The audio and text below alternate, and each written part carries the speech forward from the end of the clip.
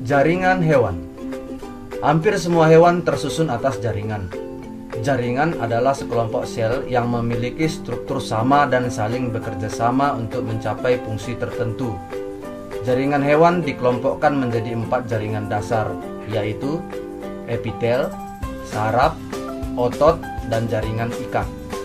Kita lihat yang pertama, yaitu jaringan epitel.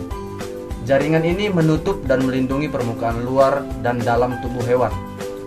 Berdasarkan bentuk dan fungsinya, jaringan epitel terdiri atas epitel pipih selapis, pipih berlapis banyak, silindris berlapis tunggal, dan epitel kupus berlapis tunggal. Epitel pipih selapis ditemukan di lapisan alveoli sehingga memungkinkan pengangkutan molekul kecil melintasi membran.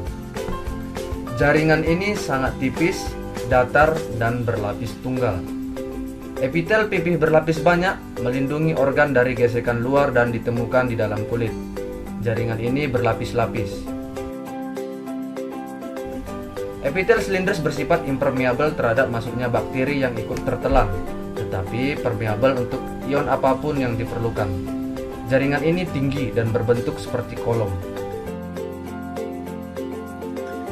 Jaringan epitel kubus selapis membantu dalam penyerapan dan memberikan dukungan mekanik. Jaringan ini membentuk lapisan tubulus ginjal dan saluran kelenjar ludah.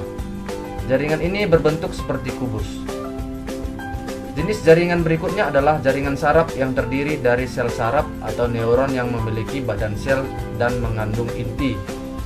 Badan sel memanjang dan membentuk bagian sel khusus yang disebut dendrit dan akson.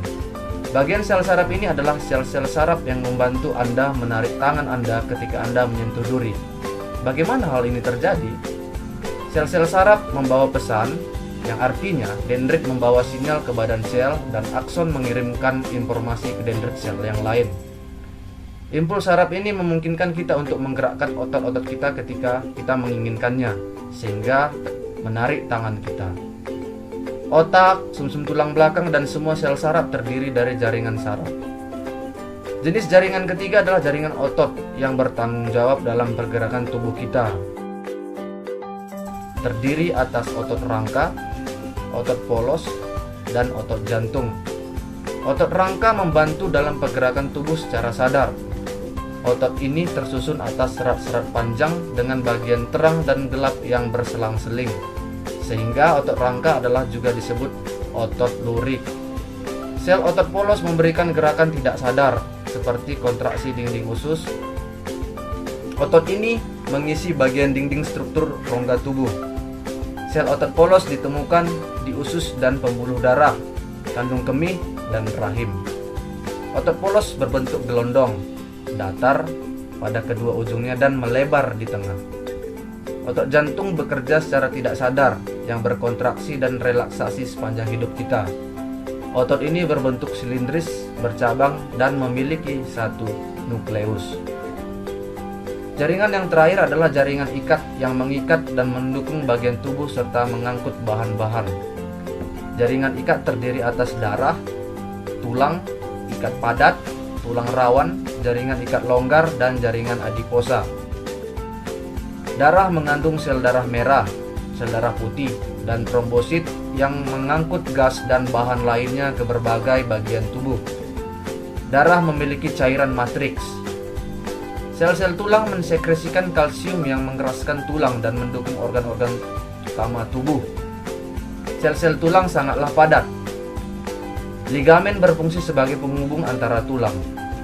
Jaringan ini berserat dan elastis. Kartilago melindungi tulang dengan mencegah tulang berbenturan satu dengan yang lain. Jaringan ini adalah kuat, tapi merupakan jaringan yang fleksibel. Jaringan ikat longgar mengisi ruang di dalam organ. Jaringan ini seperti gel dengan serat elastis dan non-elastis. Jaringan adiposa menyimpan molekul lemak. Dalam kesimpulan, kita telah melihat dan memahami jenis-jenis jaringan hewan, klasifikasinya maupun fungsinya. Hal yang perlu diingat, jaringan hewan dikelompokkan menjadi epitel, saraf, otot, dan jaringan ikat. Jaringan epitel dibagi lagi menjadi epitel pipih selapis, pipih berlapis banyak, silindris, dan kubus. Ketiga jenis jaringan otot yaitu otot rangka, otot polos, dan otot jantung. Sel dari sistem saraf yang disebut sel saraf khusus untuk membawa rangsangan dari satu tempat ke tempat yang lain di dalam tubuh. Sekian dan terima kasih.